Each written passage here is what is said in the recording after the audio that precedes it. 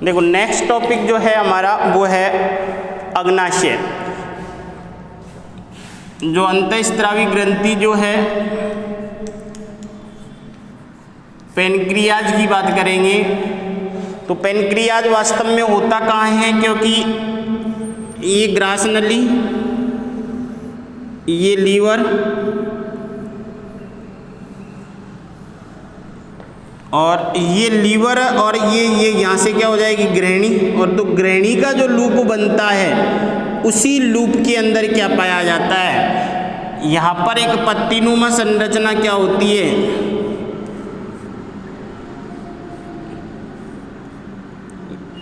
ये जो है ये क्या है पीताशय, अग्नाशय सॉरी, तो ये क्या है अग्नाशय। तो ये कहाँ होगा, ये है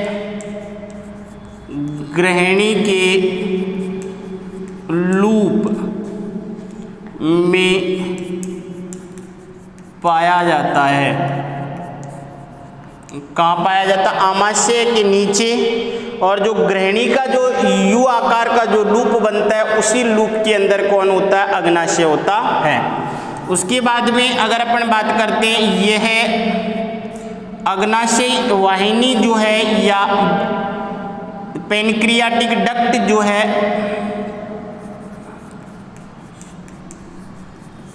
अग्नाशय वाहिनी के द्वारा कहाँ खुलेगा, ग्रहणी में खुलता है।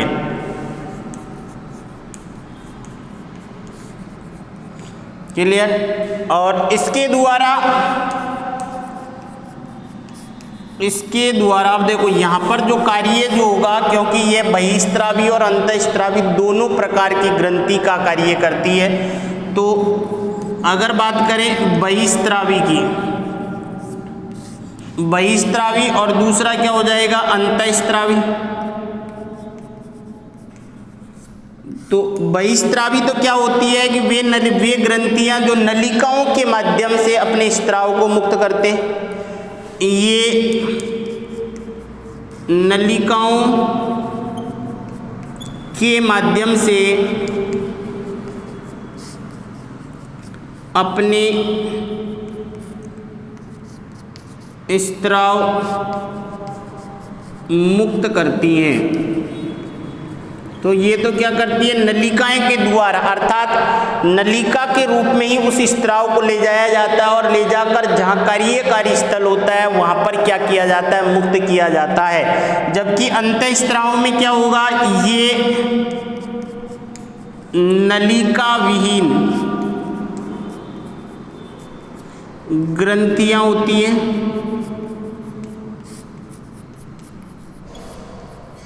जो अपने स्त्राव को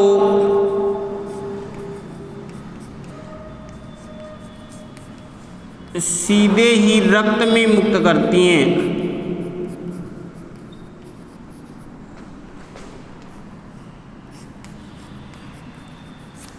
अब देखो यहाँ पर जो है बहिस्त्रावी जो पार्ट होता है वो तो होता है एसिनर्स पार्ट, जिसको एसिनाई कोशिकाएं जो होती हैं, ये एसिनर्स पार्ट जो है वो क्या कहलाती है, एसिनाई या एसिनाई कोशिकाएं हैं। ये तो किसका काम करती है, बहिस्त्रावी का काम करती है, जो एक क्लस्टर्ड एक समूह के रूप में पाई जाती है। और यहाँ पर जो अंतःस्रावी का जो काम करेगी वो कौन सी कोशिकाएं होती है, लैंगरहैंस द्वीप समूह जो होते हैं, लैंगरहैंस दीपिकाएं, ये क्या काम करेगी, अंतःस्रावी का काम करती हैं। जो लैंगरहैंस दीपिकाएं जो होती हैं उनमें कौन कौन सी कोशिकाएं पाई जाती है, अल्फा कोशिकाएं पाई जाती है, बीटा कोशिकाएं पाई जाती है, डेल्टा कोशिकाएं पाई जाती हैं। तो ये किस में पाई जाती है, लैंगरहैंस द्वीप समूह जो होते हैं उनमें। अगर मैं आप यहाँ पर संरचना की बात करता हूँ, अगर यहाँ से अपन एक पार्ट लेते हैं, मान लो इस तरीके का, यहाँ पर एक त्रिभुजाकार या ट्राइंगल पार्ट लिया मैंने, इसमें तो यहाँ पर जो ये कोशिकाएं जो होंगी, ये सारी कोशिकाएं किसका काम करेगी? यहाँ पर ये अंतःस्रावी कोशिकाएं अर्थात लैंगरहैंस दीपिकाएं कोशिकाएं होती हैं, दीप समूह जिनको बोलते हैं, जो कहाँ होगी? केंद्रीय भाग की ओर पाई जाती है, जबकि परिधीय भाग की ओर जो कोशिकाएं होती हैं तो ये जो होती हैं ये तो क्या कहलाएंगी? लैंगरहैंस दीपिकाएं। और जो केंद्रीय परिधीय भाग की जो होती है तो ये जो होती है इनमें कौन कौन सी कोशिकाएं होती हैं? अल्फा कोशिकाएं और बीटा कोशिकाएं। तो अल्फा कोशिकाओं के द्वारा तो किसका स्त्रावण किया जाता है? ग्लूकेगोन का। ग्लूकेगोन हार्मोन का स्त्रावण किया जाता है। और बीटा कोशिकाओं के द्वारा किसका? इंसुलिन का क्या किया जाता है? स्त्रावण किया जाता है। जो परिधीय भाग की तरफ जो कोशिकाएं होती हैं या एसिनाई कोशिकाएं जो हैं वो क्या पाई जाती है? समूह में पाई जाती है। और उनकी जो व्यवस्था होती है वो इस तरीके से, ये जो होती है ये तो क्या होती है? एक डक्ट होती है। और इस डक्ट के चारों तरफ इस तरीके से ये कौन सी कोशिकाएं? एसिनाई कोशिकाएं हैं। तो इस तरीके से ये क्या पाई जाती है? समूह में पाई जाती हैं। तो ये जो कोशिका है ये क्या है? एसिनाई कोशिका। और ये क्या है? ये जो है ये कौन सी डक्ट होगी? पेनक्रियाटिक डक्ट है, परंतु अग्नाशय वाहिनी जो है, परंतु ये मेन अग्नाशय वाहिनी नहीं है। ये कोशिकाओं के लिए जो डक्ट है, ये वाहिनी जिसको बोला जाता है तो अग्नाशय वाहिनी, परंतु मेन डक्ट नहीं है। कि सभी एसिनाई कोशिकाएं जो होती है, जितना भी जो अपना स्त्राव जो होता है उसको कहाँ छोड़ती है? अग्नाशय वाहिनी में। और सभी अग्नाशय वाहिनी मिलकर एक क्या बनाती है? कॉमन अग्नाशय वाहिनी का क्या करती है?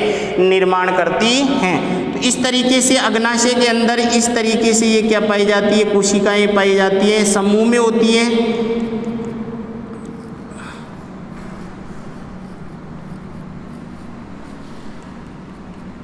और इनके द्वारा ही किसका स्त्रावण किया जाता है? अग्नाशय रस का स्त्रावण किया जाता है। तो अग्नाशय रस जो होता है उस अग्नाशय रस में बहिस्त्रावी का जो काम करती है ये एसिनाई कोशिकाएं होती है। इनके द्वारा अग्नाशय रस का स्त्रावण किया जाता है। और अग्नाशय रस जो होता है उसमें, अग्नाशय रस की मैं बात करता हूँ तो अग्नाशय रस जो है यहाँ पर क्या होते हैं? पाचक एंजाइम पाए जाते हैं। पाचक एंजाइम कौन कौन से? कार्बोहाइड्रेट पाचक एंजाइम हो सकते हैं, जिसमें पाचक एंजाइम में जैसे वसा पाचक एंजाइम जो होगा वो तो क्या हो जाएगा? अग्नाशय लाइपेज, अग्नाशय लाइपेज होगा। उसके बाद में इसमें अग्नाशय एमाइलेज होगा।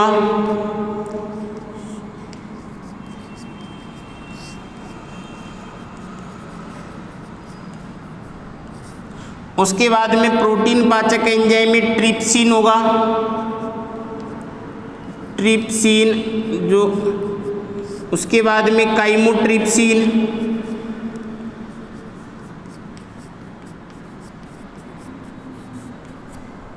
कार्बोक्सीपेप्टाइडेज,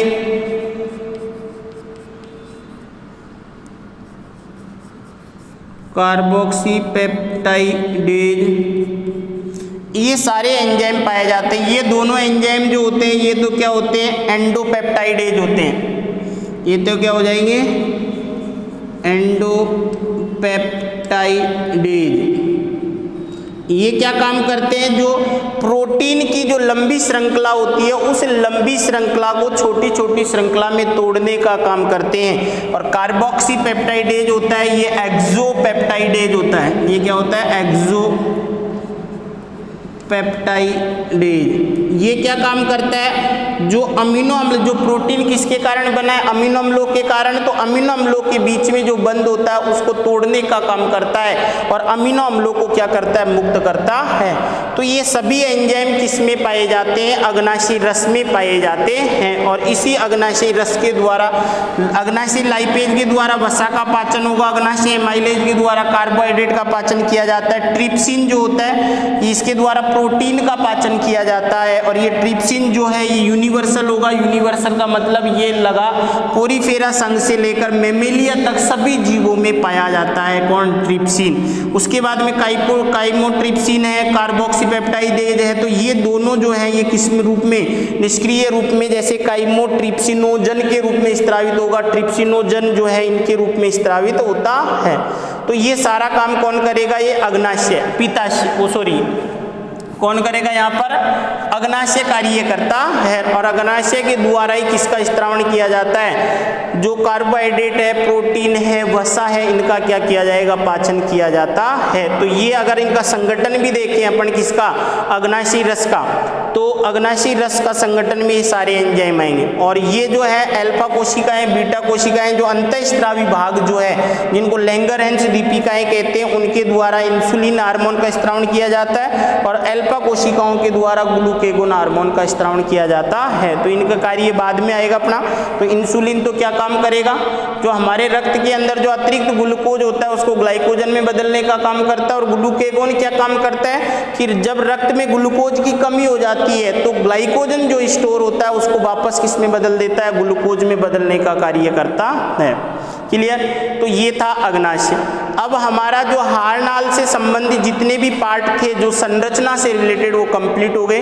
जो नेक्स्ट क्लास जो होगी उसमें अपन पढ़ेंगे जो डाइजेशन जो है उसकी कार्य की जो है फिजियोलॉजी है उसके बारे में। तो उसमें एक एक करके देखेंगे। सबसे पहले कार्बोहाइड्रेट का पाचन, उसके बाद में प्रोटीन का पाचन, उसके बाद में वसा का पाचन, उसके बाद में क्या होगा, अवशोषण होगा, अवशोषण के बाद में विक्षेपण होगा। क्लियर।